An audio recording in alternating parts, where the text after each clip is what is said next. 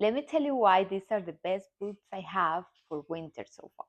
So this is J&M reviews, and this was a free sample provided by EARLDE. So they are mid-calf snow boots.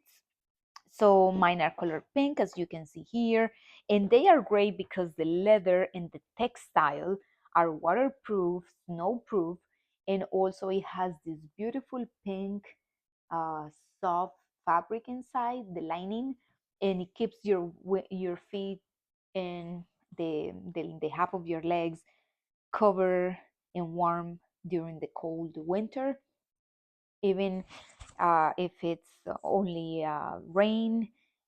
The soles are made of rubber, which is very sturdy, very strong.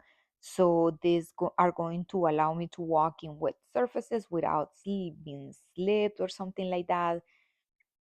Also, it has the shoelaces in the front that you can adjust, and they are so pretty that you can wear with different outfits, pants, jeans.